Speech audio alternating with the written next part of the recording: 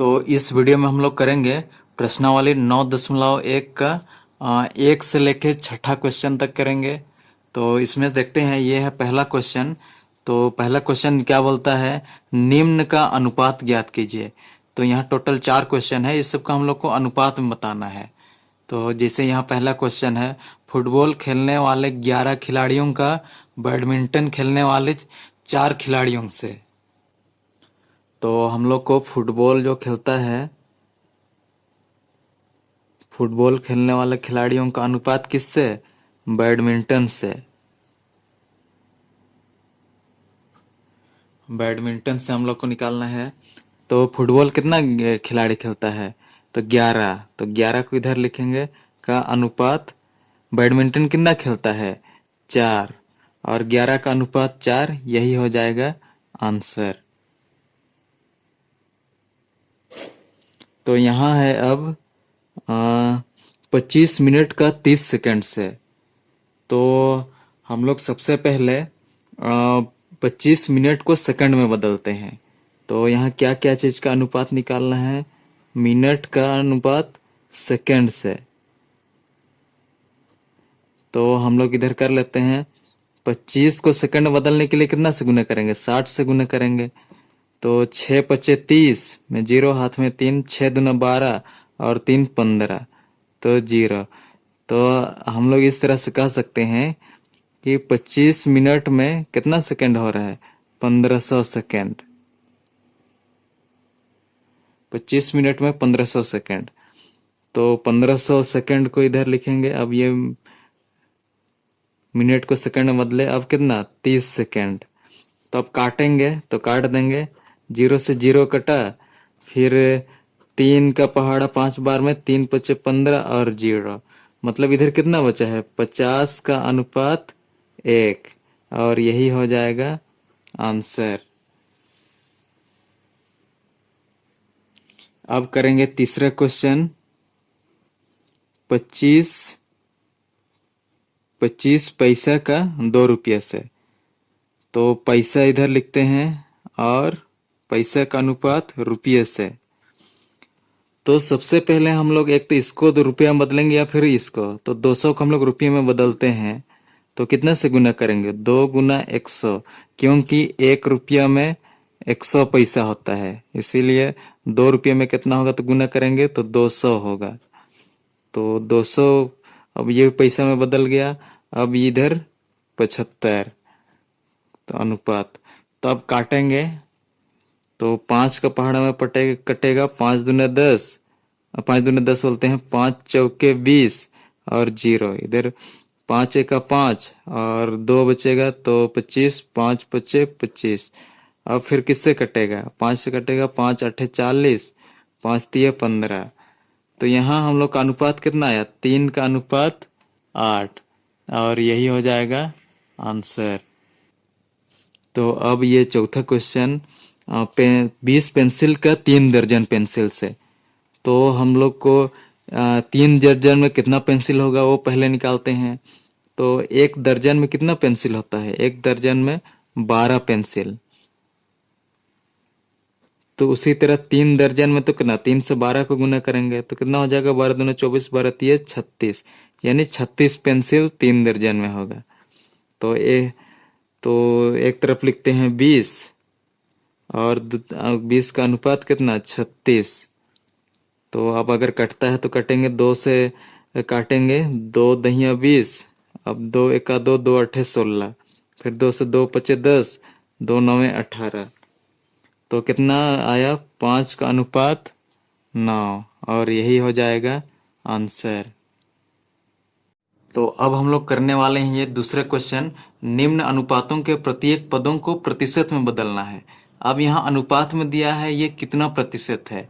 जैसे झारखंड के गांव तथा शहरों की जनसंख्या का अनुपात 4 का अनुपात 1 है, यानी गांव में 4 रहता है चौथा भाग, और शहर में 1 रहता है, 1 पे इतना भाग। तो ऐसा है, तो ये कितना प्रतिशत है, मतलब गांव में कितना प्रतिशत रहता है और शहर में कितना प्रतिशत रहता है, उसको हम लोगों को बताना है। तो पहला क्वेश्चन करते हैं, तो इसमें कुल भाग कितना है? झारखंड के गांव तथा शहरों के जनसंख्या अनुपात 4 का अनुपात 1 है। मतलब 4 में से 1 जोड़ेंगे तो 5 हो जाएगा, और यही है कुल भाग।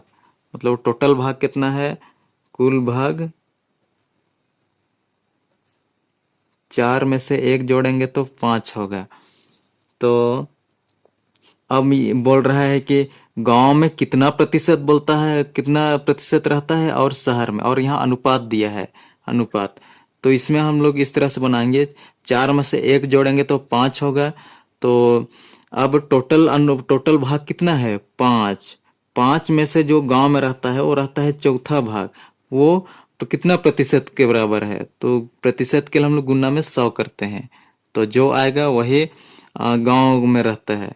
तो 5 से काटेंगे, 5 दूने 10 और 0, फिर तो 4 दूने 8, फिर 4 शून्य 0, यानी 80% गांव में रहता है।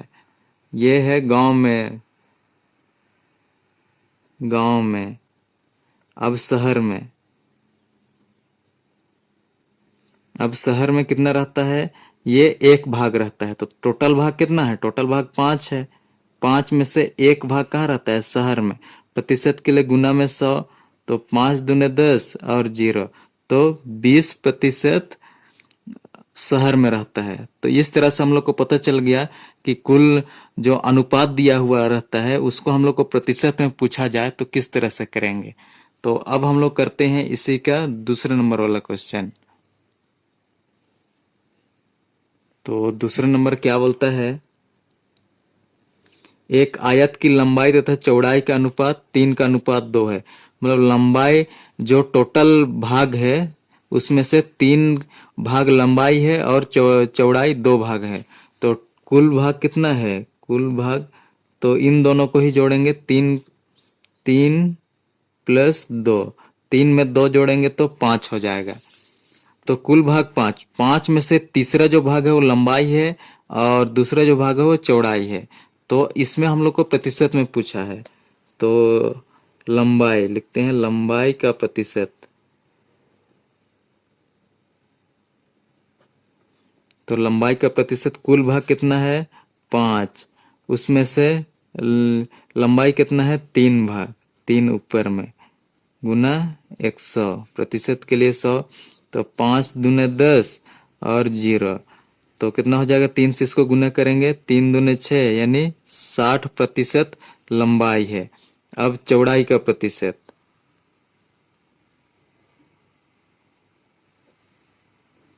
चौड़ाई का प्रतिशत, तो ये कितना हो जाएगा? टोटल भाग में से चौड़ाई कितना है?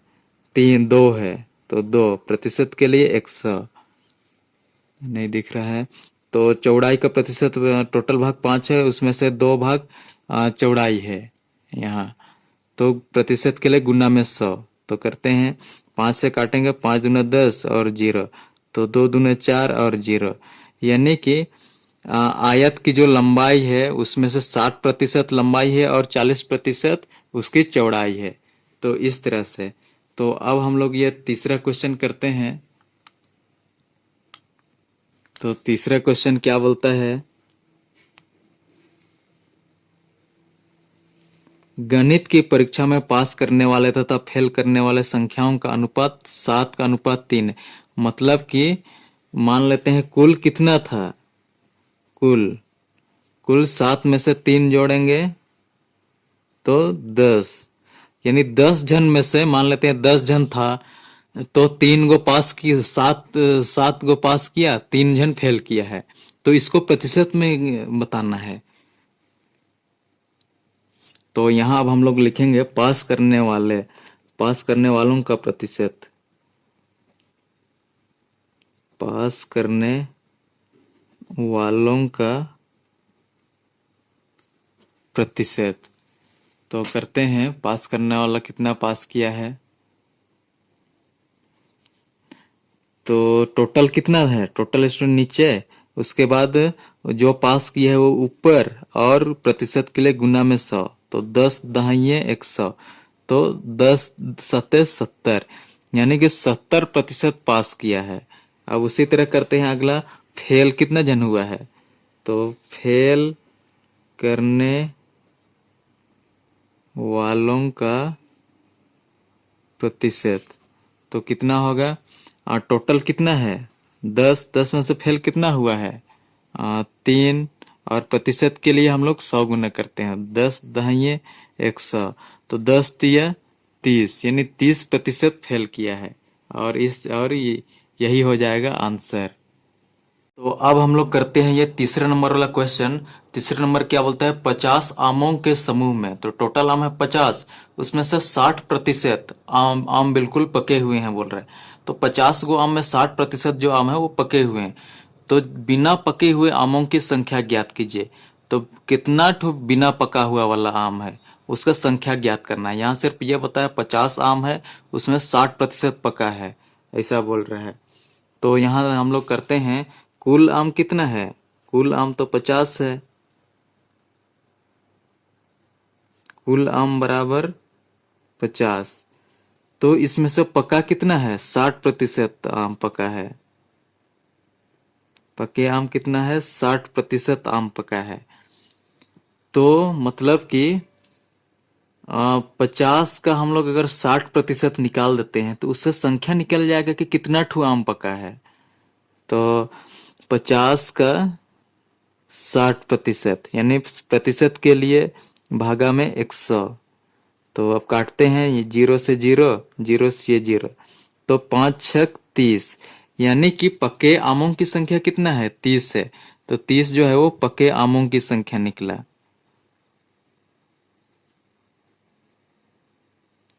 30 है पके आमों की संख्या। तो टोटल आम कितना है? 50। टोटल आम 50 है, उसमें से 30 पका है, उसमें से 30 जो है पका है। तो नहीं पका कितना ठू है? तो नहीं पका है, 50 में से 30 घटाएंगे तो 20, मतलब 20 आम नहीं पके हैं। और क्या पूछा? बिना पके हुए आमों की संख्या ज्ञात कीजिए। तो कितना नहीं पका है? 20 नहीं पके हैं, और यही है आंसर। तो यहाँ अब हम लोग करते हैं ये चौथे नंबर वाला क्वेश्चन। तो चौथे नंबर क्वेश्चन क्या बोलता है पहले समझते हैं। राम प्रथम वर्ग से दसम वर्ग तक पहुंचने में केवल प्रथम श्रेणी तथा द्वितीय श्रेणी लाया। यानी कि राम जो है वो पहला से लेकर 10वां क्लास तक गया, तो उसमें से पहला और सेकंड ही सिर्फ लाया है, मतलब उतना रैंक में आता था। तो अब आगे बोल रहा है, यदि 4 बार द्वितीय श्रेणी लाया तो वो चौथा बार जो है सेकंड पोजीशन लाया, तो प्रथम श्रेणी प्राप्त करने को प्रतिशत में ज्ञात कीजिए। तो कितना बार मतलब कि प्रथम आया? तो 10 बार में, मतलब कि 1 से लेकर 10 क्लास में, 1 से लेकर 10 क्लास में कितना? 10 बार 10 क्लास हुआ होगा, 10 बार क्लास में बैठा होगा। उसमें से कितना बार प्रथम और द्वितीय श्रेणी ही आया बोल रहे, उसमें से 4 बार तो सेकंड आया, तो 4 बार है वो सेकंड रैंक आया। और प्रथम श्रेणी प्राप्त करने को प्रतिशत में ज्ञात कीजिए बोल रहा है। तो प्रथम श्रेणी कितना बार आया? तो 4 बार सेकंड आया, तो 6 बार जो है वो फर्स्ट रैंक लाया होगा। तो इसको हम लोगों को प्रतिशत में ज्ञात करने के लिए बोल रहा है। तो प्रतिशत में ज्ञात करने के लिए कैसे करेंगे? तो सबसे पहले तो टोटल कितना 10 क्लास तक है, 10 बार क्लास में बैठा है, तो 10, 6 बार कितना फर्स्ट रैंक लाया है। प्रथम श्रेणी प्राप्त करने को प्रतिशत में ज्ञात कीजिए बोल रहा है, तो 6 बार। तो प्रतिशत के लिए गुना में 100, तो 10 दहाइए 100, तो गुना करेंगे 10 छक 60, 60%, मतलब 60% वो फर्स्ट रैंक लाया, और यही हो जाएगा आंसर। तो अब हम लोग करते हैं यहाँ ये 5वां नंबर वाला क्वेश्चन। तो 5वां नंबर क्या है?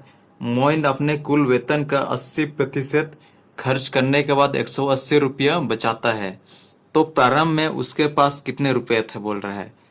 तो उसके पास जो पैसा था उसका 80% तो खर्च कर दे रहा है, और बचा उसके पास कितना है? 180 रुपया। तो उसके पास बोले शुरू में कितना रुपया था।